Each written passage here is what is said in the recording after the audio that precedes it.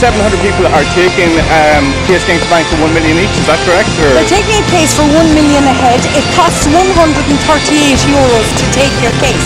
Okay. And the first question I ask everybody who phones me is, do you believe that the banks have acted legally and lawfully? Okay. If the answer is yes, it isn't my job to change your mind. Yeah. But I've yet to find somebody who can answer yes to that question. The majority, all of the people that we have in the High Court have been able to say absolutely not, no way whatsoever.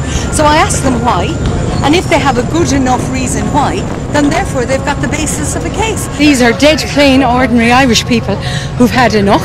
The government hasn't supported us. It's given the banks 2 to 3 years to regroup and to fill in the gaps and all the patches in law that they had broken when they had signed and went into agreement with the Irish people in the first place. So basically, if nobody else is going to stand up for us, we got to do it for ourselves.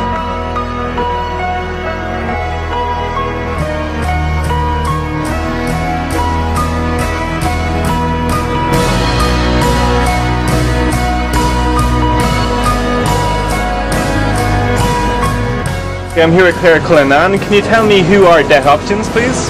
Well, Debt Options are a community of people now all over the country. Initially, when all of this fracas started between the bank and homeowners, they told us that we would all have to go on a case-by-case basis, which basically meant that there was no opportunity for us to ask them the collective questions that needed to be asked. And even if we asked independently, that information didn't necessarily follow through.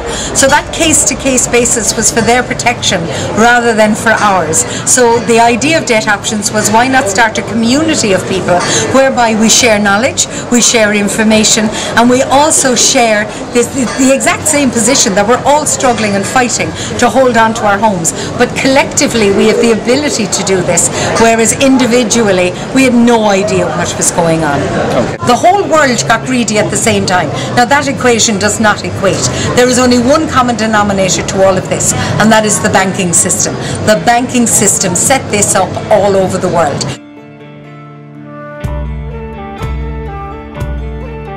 There is irregularity, and that's putting it very civilized way, irregularity all over the place with almost every bank I've looked at. A lot of the banks now are calling in people and getting them to sign up to new deals for 1 year, 2 year, 3 year.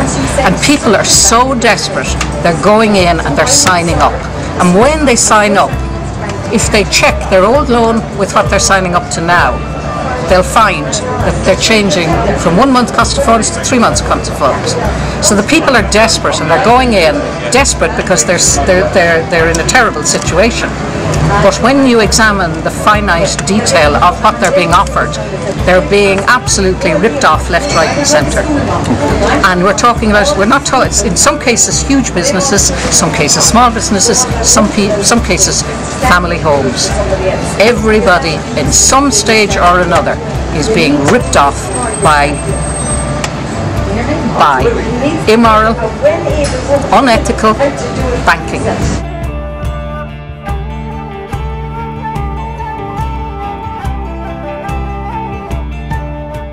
Well, I was always skeptical of the Irish banks.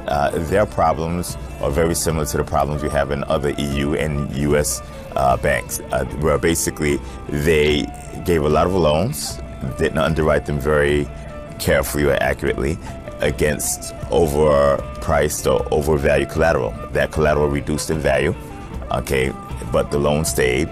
And basically, when you have assets that drop and debt that remains the same, it's equity that's eaten away. And that's the problem with these banks as well as the other banks.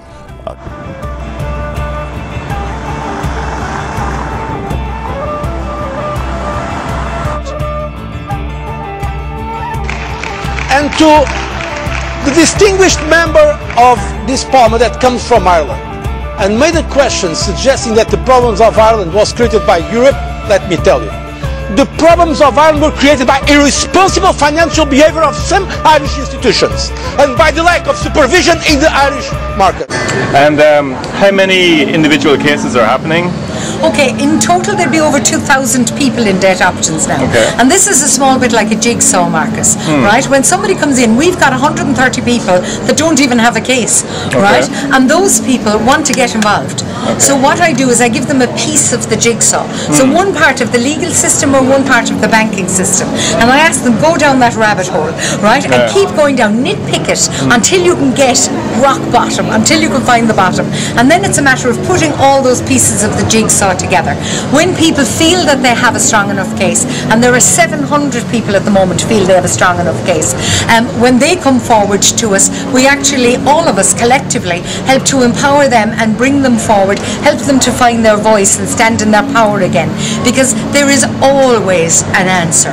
Always. I mean, what the banks have done over the years is they've tried to tie off the loopholes, right? But as much as they've tried to do so, there are still options, there are still ways around it.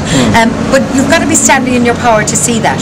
When you're under stress, you're not going to see that.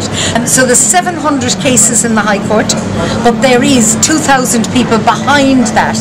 And any one of our major meetings, our All Ireland meetings, which we have every month, which we hope you're going to come along to, any one of those, you'll see a couple of hundred people there. You'll feel the vibe, you'll see what it's like, and that collective energy empowers everybody, from the person who has no knowledge to the person who's bringing a lot of knowledge to the table. Okay.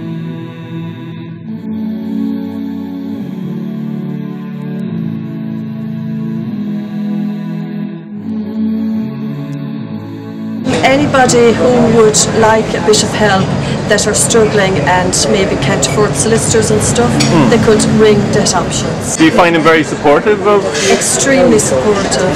It's they're at the end of the phone all the time. Can you tell me why are you taking a case against the banks? We met up with Claire Cullinan from Debt Options, and it seemed like the most sensible thing to do. So we did. We took the case against them, and now delving into it, we're finding out the corruption and just how bad the banks are and how they need to be sued and exposed. Okay, thank you very much. And how does it make you feel taking a case against the banks? Oh, empowered. Absolutely empowered. How We so? visit the courtrooms once or twice a week, sit in on the Master's Court, see what goes on. He gives us little bits of information that is absolutely diamond. And we thoroughly enjoy ourselves. I suggest everybody goes to the courts and sits in there. It's not the frightening place that we were taught at school. The banks just started to squeeze on me straight away, demanding more and more, and I was getting more letters, more phone calls, and I was even asked, like, why don't I take on 2 or 3 jobs so that I can pay my mortgage? And food wasn't coming into the equation at all. It was just pay for your house or you'll have nothing. Can you tell me who you are and why Debt Options? Hi, well, my name is Sheila, and I'm living here in Middleton in County Cork, and I got involved in Debt Options through a friend of mine who told me that there was some way that we could fight back the banks and the system that has enslaved us so much. And I personally was in a situation where I had nowhere to turn. I was single, in terrible debt, unable to pay my mortgage, my business had failed, and it was all in the recession. And where I felt responsible, I still felt that it wasn't all my fault, and I felt, was there any way at all that I could claw back my life? That I'm now 55 years of age, I'm single, and that if my house was sold in the morning, I'd be in debt for over 100,000 with no house. And at the moment I'm in a position where I'm a carer, and I didn't have an income, so I said, what else can I do? Only try and fight back. So I didn't have the knowledge or the experience to be able to do it on my own, and thanks to Debt Options I'm getting the education that I need to be able to do it for myself, and I've got support behind me, people that know what they're doing, know what it's about, can educate me, or rather that can lead me in a direction to educate myself, which is better because I'm not taking anybody's word for anything, I'm questioning everything, and I find it absolutely brilliant, and it's given me such peace of mind. Okay, thank you. Well, my name is Claire. Okay. I'm a mother and a grandmother, I suppose, and I found that Debt Options gave me an avenue to actually take on the banks, the situation that I found myself in, and it is really a great community, and we have this spirit within all of us, I think, and we just need to actually find it. And the camaraderie of the people in Debt Options is definitely bringing about that empowerment. So that's why I'm here. Okay, thank you very much. Could you tell me who you are and why Debt Options? My name is John Fortune. I'm from Kildare Town, and the reason why I got into Debt Options is because I could see that there was a lot of anomalies, to say the least, in the banking system and the judicial system, and I don't feel that I'm going to get a fair trial if I wait for the banks to bring the fight to me. So I joined forces with Debt Options to bring the fight to the bank. Okay. Debt Options for me, I suppose, before I ever got involved in Debt Options, I had a question, and the question was, where did all the money go? Okay. You know, during the Celtic Tiger we had money to burn, and we ended up with nothing after the Celtic Tiger, so that was a simple question to ask, I thought. And I started doing a bit of research and researching into banking and government and basically everything, and I suppose I ended up with more questions and more answers, and by the time I found Debt Options, or Debt Options found me, whichever happened, I realised that we need more answers, and people were struggling. You could see that, you could hear that every day on the radio. People are struggling with their mortgages, their bills, ESB bills, gas bills, and you know, there just wasn't any help for them. And there was, more importantly, there was probably no answers, and nobody had been held accountable. In the space of what, 4 or 5 years, nobody had been held accountable. So Debt Options appealed to me because finally I thought somebody is actually going to be held accountable for what happened and the damage they've caused to people. Okay. So that's why I chose Debt Options. Okay.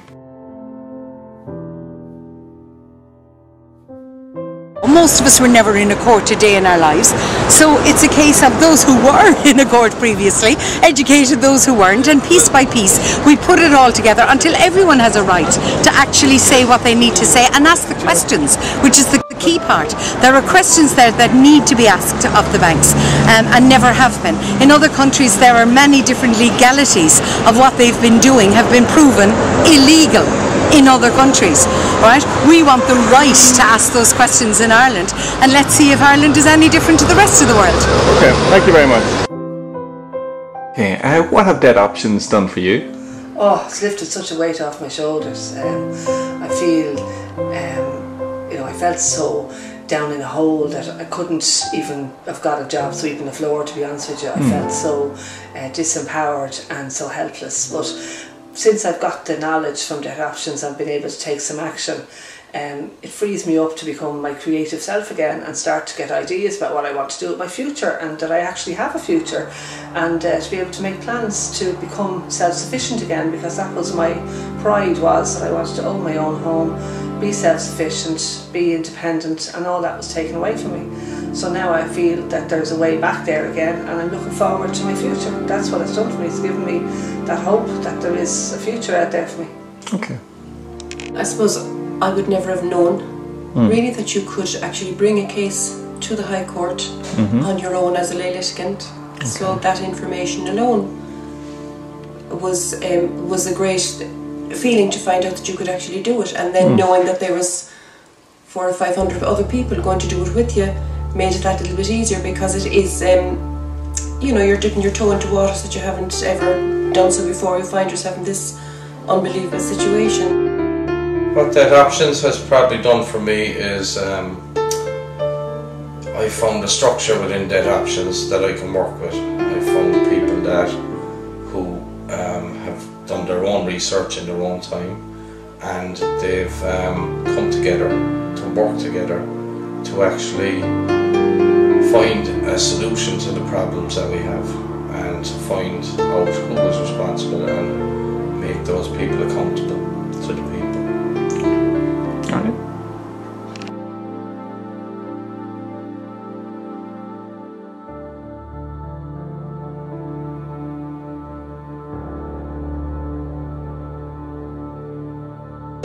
Okay, so how's Debt Options helped you? Debt Options helped me because it has educated me and it has empowered me. It has taken the fear that I had from the banks away from me, and it put me in a position that I'm able to stand up and fight for what I think is actually right. And I feel that if I had tried this on my own, I wouldn't have been able to do it. Okay.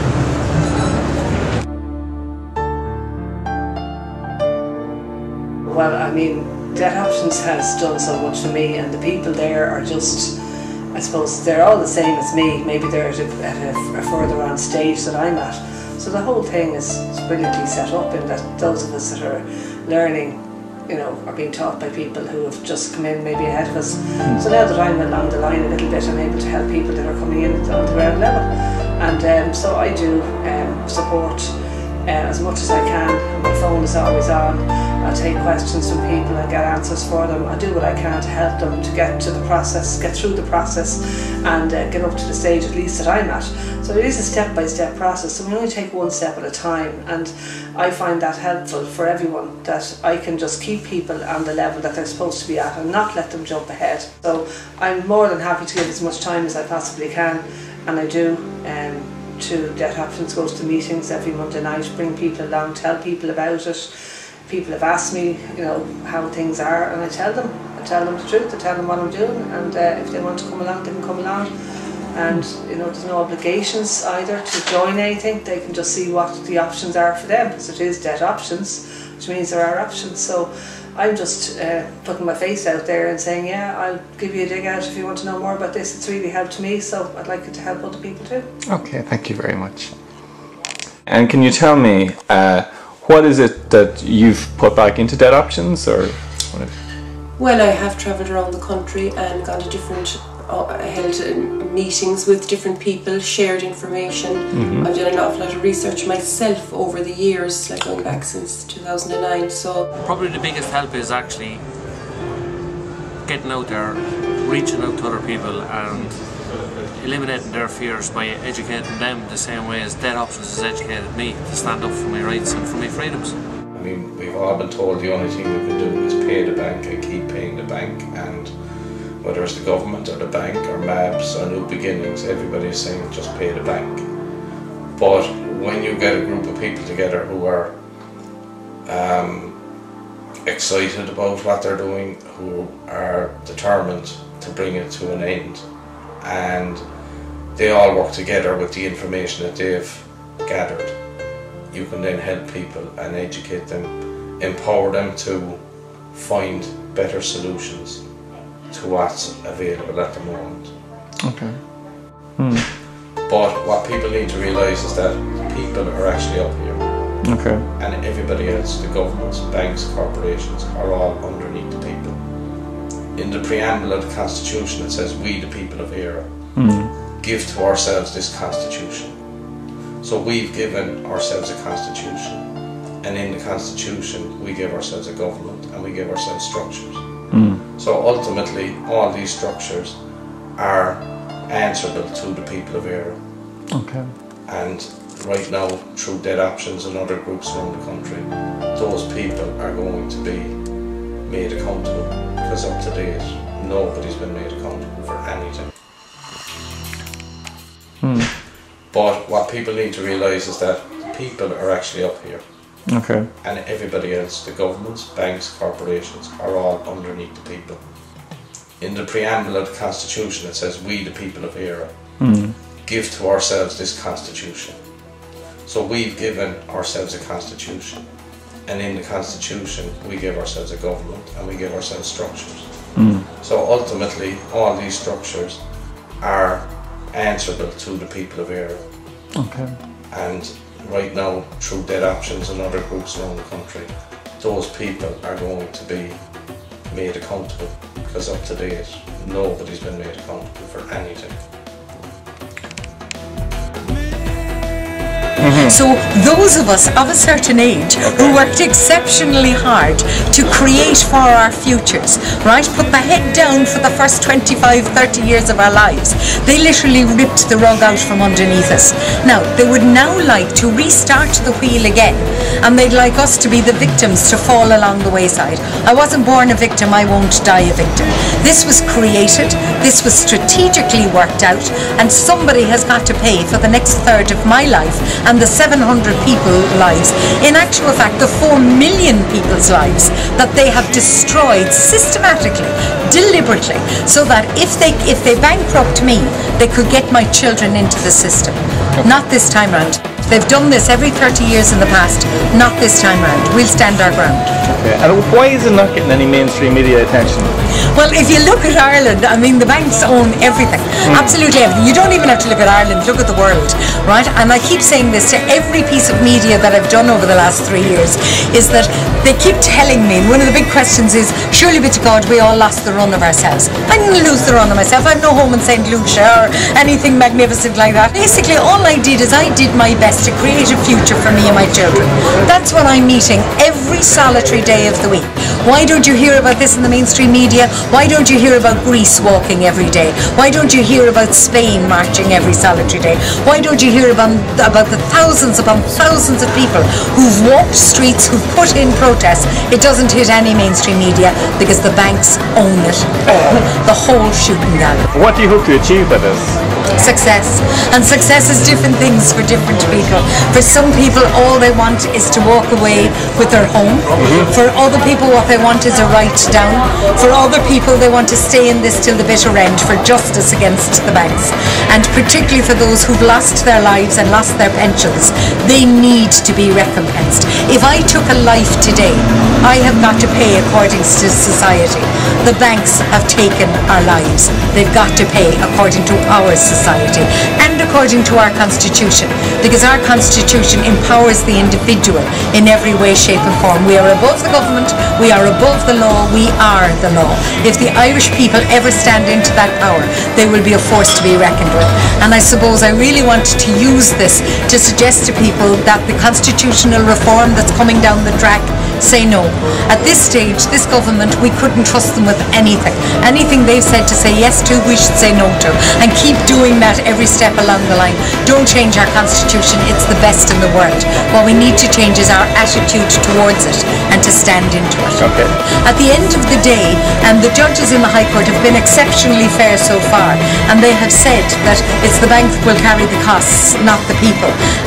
In a lot of cases, they have tried to come in for costs, but at the same time, we've also seen an awful lot of their legal teams walk away from them. Now, if their legal teams seriously thought they could get costs and that they could make money out of this, you can be damn full sure they'd still be sitting in the High Court today. But it's a very quiet building, as you've just come through with us, is it not? Yeah, so a lot of the big legal teams have seen the writing on the wall and can see that the lay litigant won't be asked to pay the cost, so they're moving out, they're moving away from the banks. Okay, very last question there. Would you have any advice for somebody in financial arrears, maybe a similar situation to people taking cases? Very much so, you're not alone, and that is the most important thing. What we lost during the bust, we didn't lose money, right? What we lost in the years previous is we lost the interconnectedness between each other. We lost community. We ended up in houses which were 4 walls and a roof, and we thought that was our life. It isn't. Community is what this is all about, and community is what we need to get back. They're telling us this from every perspective. Even our government is telling us that community is the way forward. So what we've just created is one of the most powerful communities you've ever seen. You've just come out of the High Court with us today. This isn't about me, it isn't about debt options, it's about people. It's about the people of Ireland. We have teams who work in the High Court every solitary day, who are in there not only helping our people, but walking around picking up the demented and the deluded, those unfortunates who are pale in the face because they're terrified. They're in there as lay litigants, or they're in there with solicitors and barristers who are telling them, you don't need to come into court, I'll sort it all for you, and then come back out and tell them hand over their keys. We need homes, we need a life, we need to move forward. We also have teams inside the High Court who go in every day just to sit in the courts. They bring the picnic and they have a look and they see how judges are reacting to different banks, what kind of legal teams are going in for different banks, and just feeling the temperature and feeding all of this back into a central core. We have hubs all over the country, and hubs that are keeping small groups of people buzzing along. And the beauty of debt options is the next step is all you need to know. We can't predict the future. Nobody could have 2 or 3 years ago. If they could have, we'd never be here now. What we can do is, if we look after the next step, we can stay in the game while the terrain and the geography is changing. And hopefully, while being in there, collectively, we'll just get bigger and bigger, and we will be the Irish people who will actually come forward out of this with a positive response. And as I say, that positive response is different for person to person. One thing I should say is, I really think husband and wife teams like Joan and Pat that you were speaking to today, husbands and wives have an advantage in this, partners have an advantage in this, because 2 minds are better than 1, right? You also have 2 bites of the cherry. You can take 2 cases instead of 1. It only costs €138 to take a case. Debt options collectively will train you how to deal with that case and how to go forward in that case and how to be your own lay litigant. So it gives you 2 bites of the cherry, but it also gives you 2 ways of looking at things, 2 perspectives, and a male and female perspective isn't always necessarily the same thing. So it can be a great advantage. Okay, thank you very much.